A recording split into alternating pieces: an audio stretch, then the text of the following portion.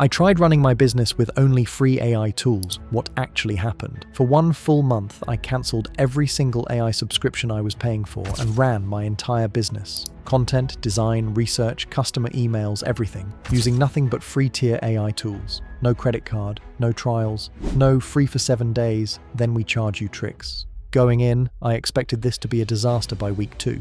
Instead, what actually happened surprised me enough that I nearly forgot to resubscribe to anything when the month ended. Here's exactly what worked, what broke, and where the free tier genuinely couldn't keep up. Before starting, I had to figure out which free tools could actually replace what I was paying for. In 2026, this list looks completely different than it would have even a year or 2 earlier. The free tiers from major AI companies have gotten aggressively generous, mainly because they're all competing for the same users. My starting lineup: ChatGPT's free tier for general writing and brainstorming, Claude's free tier for longer analysis and document work, Google Gemini for anything inside my Google workspace, Canva's free AI tools for design, Perplexity for research with cited sources, and Google's NotebookLM for organizing source material. Total monthly cost for the entire stack: $0. For comparison, the paid versions of those same tools would have run me somewhere around $75 to $100 a month combined. The first thing I noticed was how different this felt from free AI tools a couple of years ago. Those used to feel like demos, just enough capability to convince you to upgrade. This time, ChatGPT's free tier was running a genuinely capable model, not some crippled fallback version. Claude's free tier included web search and a context window big enough to actually hold entire documents. It didn't feel like I was using the sample size of these products. It felt like I was using the real thing, just with a ceiling on how much of it I could use per day. Week 1 went smoother than I expected, mostly because I was strategic about which tool handled which job instead of dumping everything into one chatbot. For writing, email drafts, social captions, blog outlines, ChatGPT and Claude's free tiers handled almost everything I threw at them. Claude in particular produced writing that didn't sound as obviously AI generated, which mattered for anything client-facing. For research, Perplexity was genuinely the standout of the entire stack. Every answer came with actual cited sources I could click through and verify, which meant less time double-checking facts manually. For design, Canva's free plan covered probably 80% of what I actually needed. Social graphics, simple presentation slides, basic marketing assets, using its built-in AI design and copy tools without ever touching a paid template. The tool that genuinely shocked me was NotebookLM. I fed it a stack of research documents and past client notes, and it built source-grounded summaries I could actually trust because every claim linked directly back to the specific document it came from. There was no equivalent paid tool I'd been using that did this better, which made it the one part of my entire free stack I'd happily keep even with an unlimited budget. By the end of week 1, I genuinely wasn't missing my subscriptions for most day-to-day tasks. The real test was going to be volume. What happens when you actually try to run a full business workload through these tools, not just test them casually? Week 2 is where the cracks showed up, and they showed up in a very specific, predictable place: rate limits. Free tiers exist because these companies want you to eventually upgrade, and the mechanism they use to nudge you there is capping how much you can actually use each tool before getting cut off or downgraded to a weaker model. ChatGPT's free tier caps you at a limited number of messages within a rolling time window before quietly falling back to a lighter, less capable model.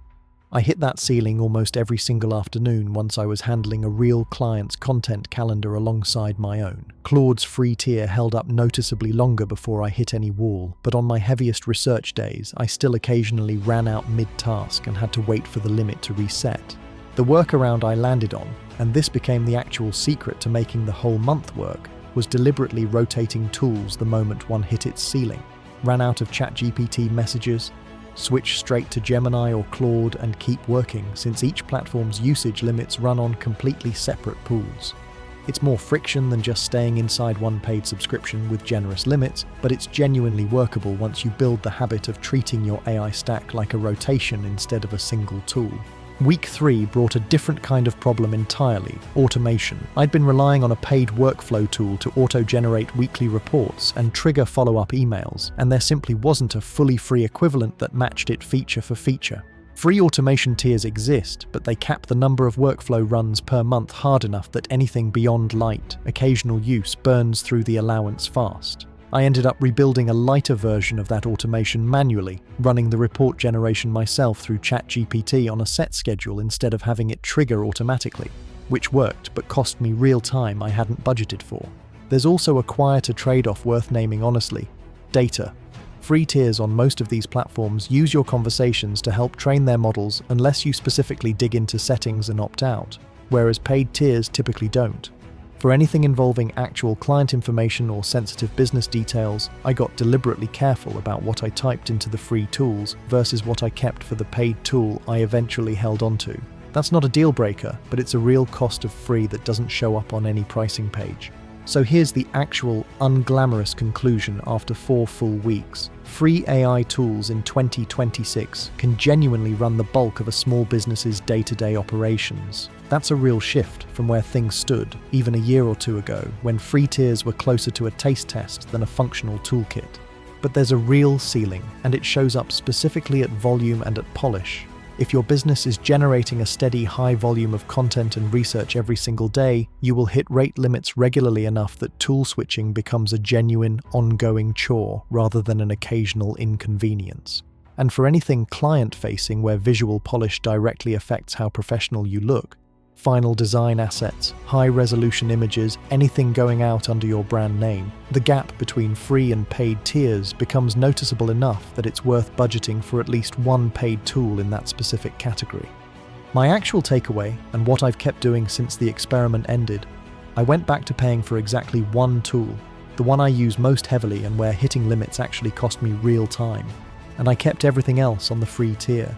That hybrid approach ended up cutting my previous AI spending by more than half while barely denting what I could actually accomplish day to day. The honest surprise of this whole experiment wasn't that free AI tools worked. It's that they worked well enough that paying for everything, the way I'd been doing out of habit rather than actual necessity, was clearly overkill for a huge chunk of my workflow. If you're running a small operation and haven't audited what you're actually paying for versus what a free tier could handle, that's probably worth an afternoon of your time. Because for me, it turned into real, ongoing savings I almost missed entirely. If you want to see the exact prompt templates and tool rotation system I used to make this actually work day to day, make sure you're subscribed, because that breakdown is coming next.